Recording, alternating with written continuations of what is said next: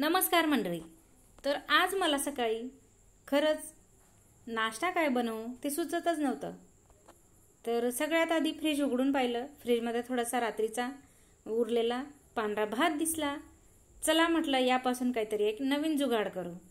तर इथे आता एका मोठ्या वाटीत मी उरलेला पांढरा भात टाकून घेतलाय. अगदी थोडासाच होता, अर्धी वाटी भरेल इतपत. त्यानंतर त्यामध्ये 2 मीडियम आकाराचे कांदे अगदी बारीक कापून टाकून घेतले. कांदे तुम्ही तुमच्या अंदाजाने कमी जास्त करू शकतात. 2 हिरव्या मिरच्याही बारीक कापून टाकून घेतल्या आहेत. थोडीशी कोथिंबीर आणि 4 ते 5 कढीपत्त्याची पानं तेही बारीक करून टाकून घेतले.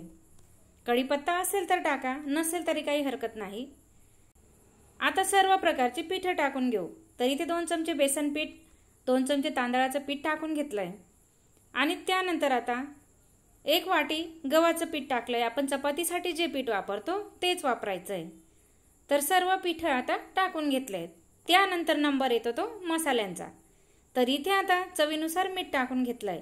मीठ जरा अंदाजानेच टाका, कारण आपण भात शिजतानाही मिठाचा वापर करतो. पाव चमचा हळद टाकून घेतली आहे आणि 1 चमचा लाल तिखट टाकलंय. तिखट तुम्ही तुमच्या अंदाजाने कमी जास्त करू शकतात, कारण आपण हिरवी मिरचीही वापरलेली आहे. थोडंसं जिरं हातावर क्रश करून टाकून घेतलंय. आणि आता हे सर्व साहित्य कोरडंच मिक्स करून घ्यायचंय, लगेच पाण्याचा वापर नाही करायचा. तर इथे आता सर्व साहित्य अगदी व्यवस्थित असं मिक्स झालंय. त्यानंतर लागेल तसं पाणी टाकून अगदी छान असं मिश्रण तयार करून घ्यायचंय. थोडंसं पातळसरच करायचंय, कारण आपल्याला हात न लावता हे पराठे बनवायचे. तर इथे तुम्ही बघू शकता इतपत पातळ हे मिश्रण बनवून घ्यायचंय. एका साईडला तवा अगदी छान असा तापवून घेतलाय. त्यानंतर त्यावर 1 चमचा तेल टाकून घ्यायचं आणि सर्व तव्याला अगदी व्यवस्थित असं पसरवून घ्यायचंय. तर ही रेसिपी आपण 2 प्रकारे करतोय, लहान मुलांसाठी आणि मोठ्या व्यक्तींसाठी. तर सगळ्यात आधी आता लहान मुलांसाठी ही रेसिपी बनवू. तर तव्यावर तेल टाकून त्यानंतर तयार बॅटर 1-1 चमचा अशा प्रकारे टाकून घ्यायचंय 3 ते 4 ठिकाणी आणि थोडंसं पसरवून घ्यायचंय. जास्तही पातळ नाही करायचं. तर इथे आता तव्यावर 3 ते 4 ठिकाणी मी बॅटर टाकून घेतलंय, थोडंसं पसरून घेतलंय. अगदी 1 मिनिटभर झाकण ठेवायचंय. 1 मिनिटानंतर झाकणाला सांगायचं चल बाजूला सरक आणि त्यानंतर उलटणीच्या साहाय्याने अगदी व्यवस्थित असे हे उलटपालट करून घ्यायचे. खालची साईड अगदी छान अशी भाजली गेली आहे. त्यानंतर आता उलटपालट करून वरची साईडही अगदी व्यवस्थित अशी भाजून घ्यायची आहे. थोडंसं तेल तुम्ही टाकू शकतात, पण नसेल टाकायचं असलेले तेलातच हे छान असे भाजले जातात. दोन्ही साईड अगदी छान अशा भाजून घेतल्या आहेत. आणि त्यानंतर आता टोमॅटो केचप सोबत तयार केलेले मिनी पराठे मी सर्व केलेले आहेत.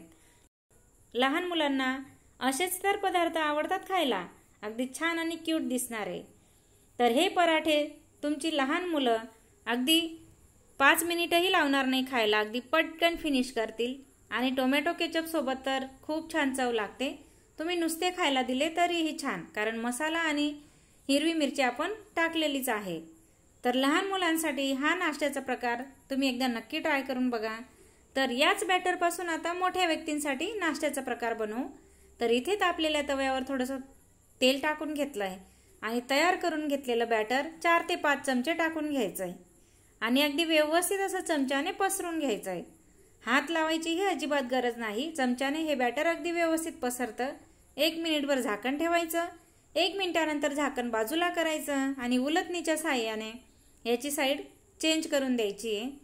वाटलं तर थोडंसं तेल टाकू शकतात. कमी तेलाचं खात असाल तर नाही तेल टाकलं तरी चालेल. तर इथे मी थोडंसं तेल टाकून घेतलंय आणि या पराठ्याच्या दोन्ही साईड अगदी छान अशा भाजून घेतल्या आहेत. अगदी टेस्टी असा हा नाश्ता तयार होतो. तुम्हीही लहान मुलांप्रमाणे केचप सोबत हा पराठा खाऊ शकतात किंवा नुसता खाल्ला किंवा लोणचं सोबतही खाऊ शकतात. अप्रतिम टेस्ट लागते. तर अशा प्रकारे लहान मुलांसाठी आणि मोठ्या व्यक्तींसाठी एकाच बॅटरपासून तुम्ही अगदी वेगवेगळे दिसणारे नाश्त्याचे प्रकार नक्की ट्राय करा. बघा तुम्हालाही आवडतील. अगदी टेस्टी असा आणि झटपट हा नाश्त्याचा प्रकार तयार होतो. तर तुम्हालाही जर नाश्ता काय करू सुचत नसेल तर असा हा आगळा वेगळा नाश्ता नक्की ट्राय करा.